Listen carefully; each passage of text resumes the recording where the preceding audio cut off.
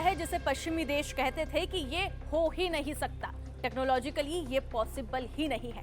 भारत ने आज बता दें कि इतिहास रच दिया है। तमिलनाडु के कलपक्कम परमाणु परिसर में मौजूद प्रोटोटाइप फास्ट ब्रीडर रिएक्टर यानी कि PFBR ने क्रिटिकलिटी हासिल कर ली है। यानी कि बता दें कि अब ये जो रिएक्टर है ये खुद से न्यूक्लियर रिएक्शन को बनाए रख सकता है और वो भी बिना किसी बाहरी सहायता के। और बता दें कि ये वही मोमेंट है, ये वही पल है जब भारत ने ऑफिशियली अपने 3 स्टेज न्यूक्लियर प्रोग्राम के दूसरे चरण में एंट्री कर ली है। बता दें कि खुद भारत के प्रधानमंत्री नरेंद्र मोदी ने इस उपलब्धि को भारत की सिविल न्यूक्लियर जर्नी का एक निर्णायक मोड़ भी बताया।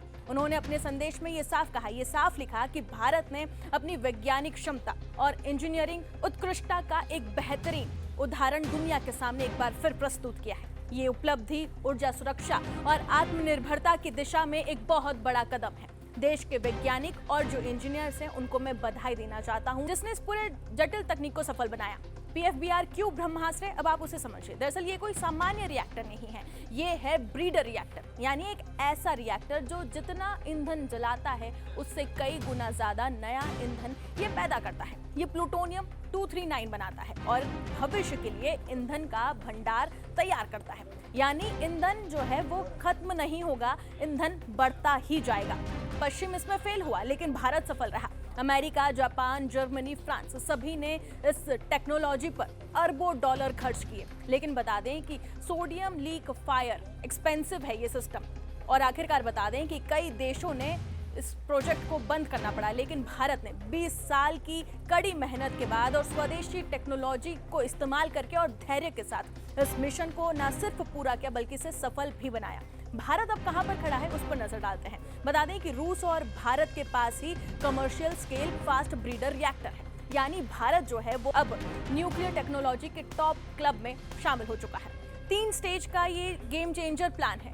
ये सब कुछ बता दें कि ये सब कुछ तब शुरू हुआ था जब महान वैज्ञानिक होमी भाभा के विजन से इसे शुरू किया गया। उन्होंने भारत के लिए 3 स्टेजेस बनाए थे इस प्रोग्राम के। पहला स्टेज था यूरेनियम से बिजली प्लस प्लूटोनियम बनाना। इसके साथ ही जो दूसरा स्टेज था उसे हासिल कर लिया गया है आज, यानी कि प्लूटोनियम से और भी ज्यादा प्लूटोनियम बनाना और थोरियम प्रोसेस शुरू करना। वहीं अगर अब हम तीसरे स्टेज की बात करें तो तीसरा स्टेज था थोरियम से अनलिमिटेड एनर्जी। भारत के पास दुनिया का लगभग बता दें 25% थोरियम रिजर्व है और यही PFBR उस थोरियम को यूज करने की चाबी है। मतलब कि आने वाले समय में भारत को यूरेनियम के लिए किसी भी देश पर या किसी पर भी निर्भर नहीं रहना पड़ेगा। एनर्जी सिक्योरिटी प्लस मिलेगी और इसी के साथ ही 24/7 बिजली।